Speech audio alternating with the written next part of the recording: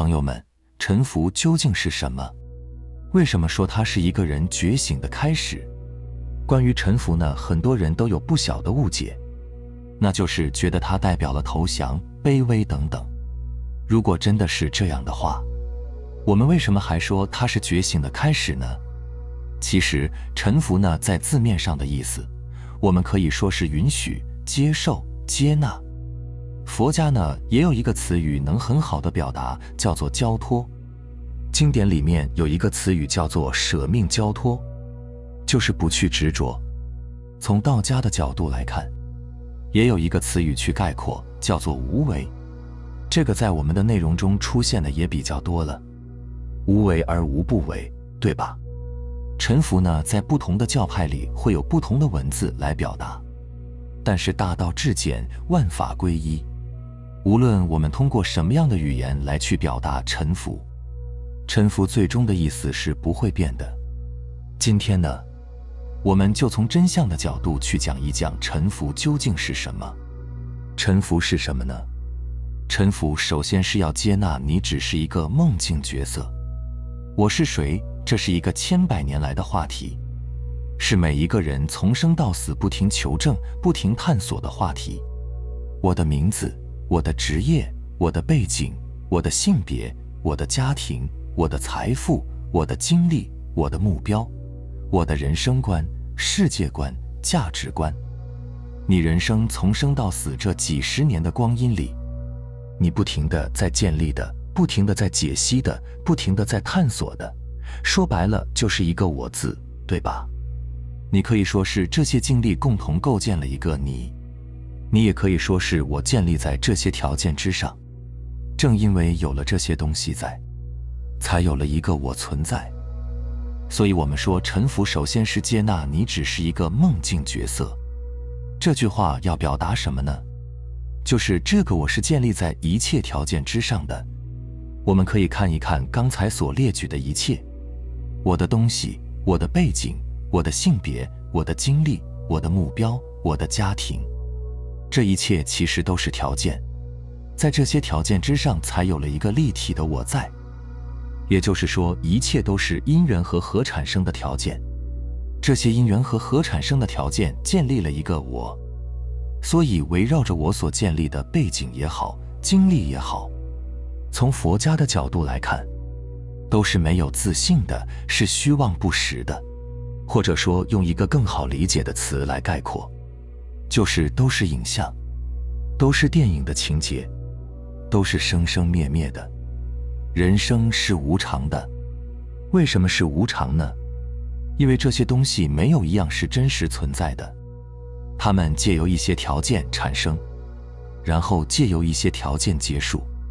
当你从这个角度去看待人生的每一个经历，每一种体验的时候，包括最底层的解析你自己的时候，你就明白我们真的只是一个梦境的角色而已。在梦境里面，我也好，你也好，万物也好，众生也好，我们都是在扮演和承担各自当下的角色，但是并没有一个真实的我存在。如果你能从这个层面去看待你的人生的时候，那么对于臣服2个字，你就已经迈进了很大一步了。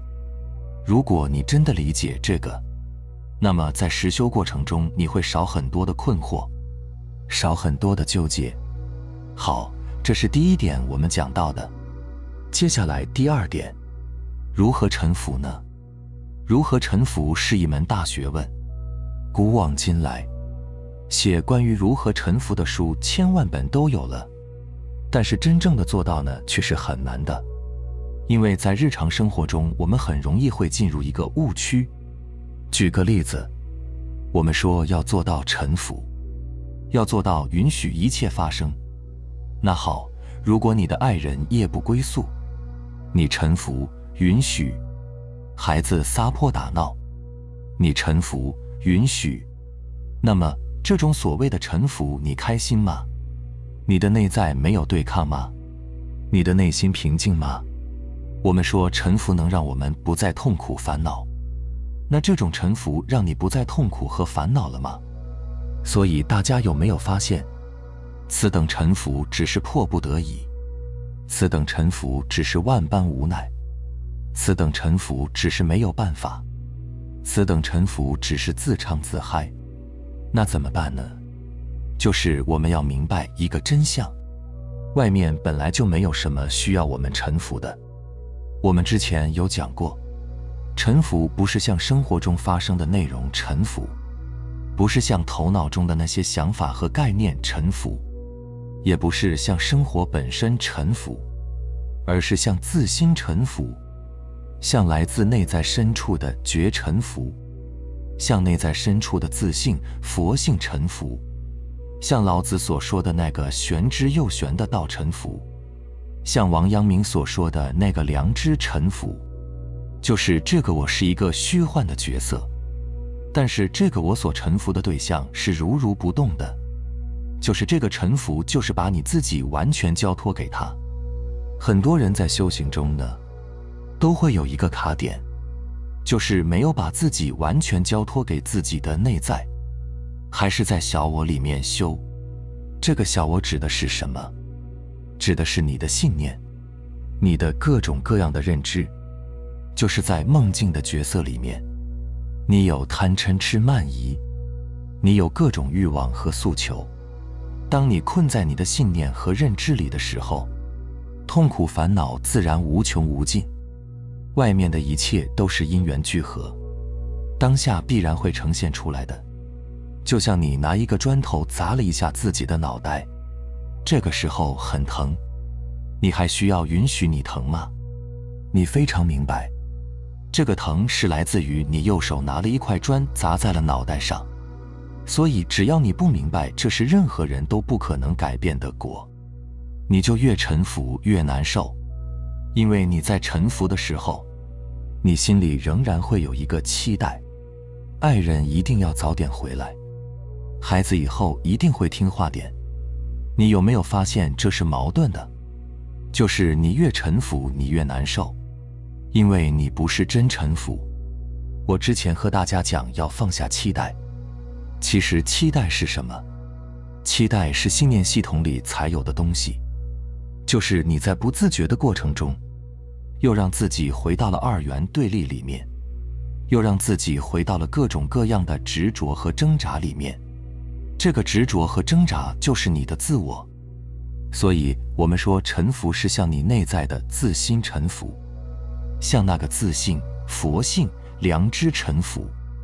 而向它臣服的核心特征是什么呢？就是你的头脑是寂静的。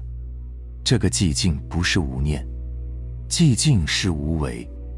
也就是说，臣服是让你的大脑停下来，让你一直以来赖以存在、不断维护着的那个我，让那个在第一时间就会冒出来代替你反应和行动的我，从我们的日常生活中的主导者的位置撤下来，让它每次都能退后，在内在的意识和觉知面前消散下去。